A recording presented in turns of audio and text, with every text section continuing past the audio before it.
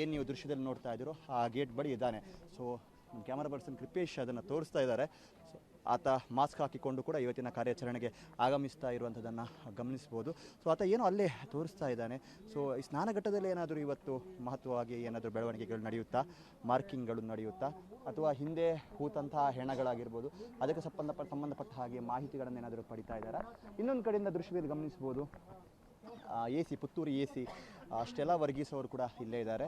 ದಯಾಮ್ ಅವರೊಂದಿಗೆ ಸಮಾಲೋಚನೆ ನಡೀತಾ ಇದೆ.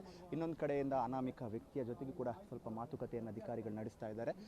ಏನಾದರೂ ಈ ಸ್ನಾನಘಟ್ಟಕ್ಕೆ ಸಂಬಂಧಪಟ್ಟ ಹಾಗೆ ಅಥವಾ ಇಲ್ಲಿ ಆತ ತನ್ನ ಪಶ್ಚಾತ್ತಾಪದ ಪತ್ರದಲ್ಲೂ ಕೂಡ ಇಲ್ಲಿಂದನೇ ಆ ಒಂದು ಘಟನೆಯನ್ನು ಉಲ್ಲೇಖಿಸ್ತಾ ಶುರು ಮಾಡ್ತಾನೆ. ಆತನ ಮುನ್ನುಡಿ ಅಂತ ಹೇಳ್ಬೋದು ಆ ಪಶ್ಚಾತ್ತಾಪದ ಪತ್ರ.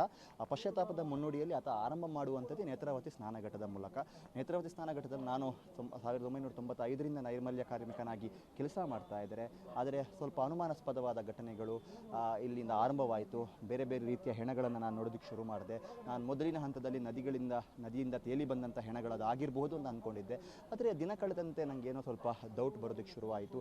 ಇದು ನದಿಯಲ್ಲಿ ಹರಿದುಕೊಂಡು ಬಂದ ಹೆಣಗಳು ಅಲ್ಲ, ಯಾರೋ ತಂದು ಇಲ್ಲಿ ಹಾಕ್ತಾ ಇದ್ರು ಇದನ್ನು ಅನ್ನುವಂಥ ರೀತಿಯಲ್ಲಿ ಅನುಮಾನಾಸ್ಪದವಾದ ರೀತಿಯಲ್ಲಿ ಲೈಂಗಿಕ ದೌರ್ಜನ್ಯಕ್ಕೆ ಒಳಗಾದಂಥ ಒಂದು ಶವಗಳನ್ನು ನಾನು ನೋಡ್ತಾ ಇದ್ದೆ. ಆ ರೀತಿಯ ಆಕ್ರಮಣ ಅದರ ಮೇಲೆ ಆಗಿತ್ತು ಅಂತ ನಂಗೆ ಅದನ್ನು ನೋಡಿದಂಥ ಸಂದರ್ಭ ಗೊತ್ತಾಗ್ತಾ ಇತ್ತು ಅಂತ ಆತ ಉಲ್ಲೇಖ ಕೂಡ ಮಾಡಿದ್ದ. ಹಾಗಾಗಿ ಈಗ ಅಧಿಕಾರಿಗಳು, ಯಾಕಂದರೆ ನಿನ್ನೆ ಅವರು ಇದೇ ನೇತ್ರಾವತಿ ಸ್ನಾನಘಟ್ಟದ ಮೂಲಕ ಕಾಡಿನ ಒಳಗಡೆ ಎಂಟ್ರಿಯನ್ನು ಪಡೆದಿದ್ದರು. ಸೀರಿಯಲ್ ನಂಬರ್ 1 ಏನಿದೆ ಅದನ್ನು ಅವಲೋಕನ ಮಾಡುವಂಥ ನಿಟ್ಟಿನಲ್ಲಿ, ಸೀರಿಯಲ್ ನಂಬರ್ 1 ಏನಿತ್ತು ಅದನ್ನು ಅವಲೋಕನ ಮಾಡುವಂಥ ನಿಟ್ಟಿನಲ್ಲಿ ಅವರು ಹೋಗಿದ್ದರು. ಈಗ ಮತ್ತೆ ಏನೋ ಬೇರೆ ಕಡೆ ಆತ ತೋರಿಸ್ತಾ ಇದ್ದಾನೆ ಸಾಕಷ್ಟು ಜಾಗಗಳನ್ನು.